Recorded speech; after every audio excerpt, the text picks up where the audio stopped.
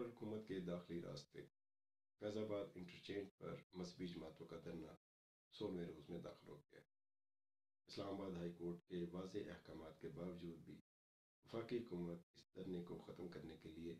طاقت کا استعمال کرنے سے گریزاں ہے۔ حکومت نے دھرنا دینے والوں سے مذاکرات کا سلسلہ شروع کیا ہے، جس کے لیے تمام مکاتب فکر کے علماء کرام کی خدمات بھی حاصل کی گئی ہیں، اور پیر کے روز حکومت نے تمام مکاتب فکر کے علماء پر مشتمل ایک کمیٹی قائم کی ہے، جس کے سربراہ پیر حسین احمد ہوں گے۔ اس کمیٹی کے ذمہ یہ ٹاسک لگایا گیا ہے کہ وہ دھرنا دینے والوں کو پہلے مرحلے پر فیض آباد سے کسی میدان میں منتقل ہونے پر قائل کرے۔ ایسی صورت میں حکومت کی طرف سے اسلام آباد انتظامیہ کی طرف سے جو آپشن دیا گیا ہے وہ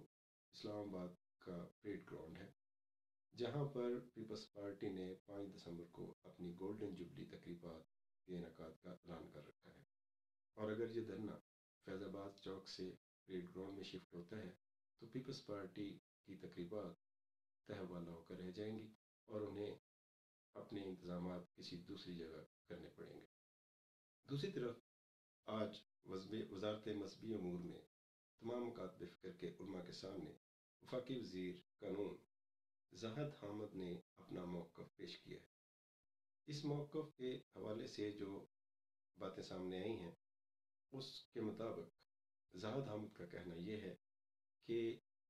الیکشن بل 2017 میں ہونے والی ترمیم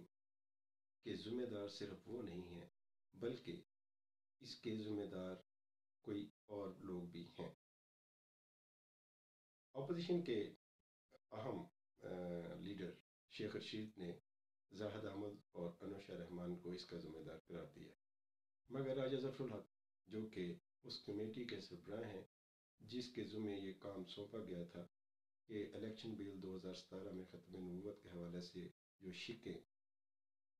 شامل ہونے سے رہ گئی تھی اس کی ذمہ داروں کا تعین کیا جائے، ان کا موقف ہے کہ اس پورے عمل میں جو بھی ذمہ داران ہیں ان کی تعداد بہت زیادہ ہے۔ زاہد حامد کا بھی یہی کہنا ہے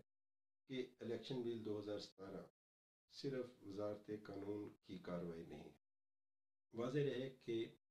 وزارت قانون نے یہ ذمہ داری الیکشن ریفارمز کمیٹی کی تفویض کردہ ڈرافٹ کے مطابق نبھائی ہے۔ الیکشن ریفارمز پارلیمانی کمیٹی کی تشکیل جو تھی وہ سپریم کورٹ کے حکم کے تحت ہوئی تھی۔ پیر کو وزارت مذہبی امور میں تمام مکاتب فکر کے علماء کے اجلاس میں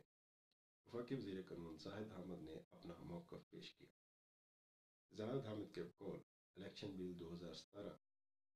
پارلیمانی کمیٹی برائے انتخابی اصلاحات کی سفارشات کی روشنی میں تیار کیا گیا ہے، اور اس کے ڈرافٹ کو قومی اسمبلی اور سینٹ کی قانون و انصاف کی کمیٹیوں نے بھی زیر بحث لایا اور تمام پارلیمانی پارٹیوں کی منظوری سے یہ بل پیش ہوا۔ اس نقطہ نظر کو سامنے رکھا جائے تو الیکشن بل 2017 میں ہونے والی گڑبڑ کی ذمہ دار نہ صرف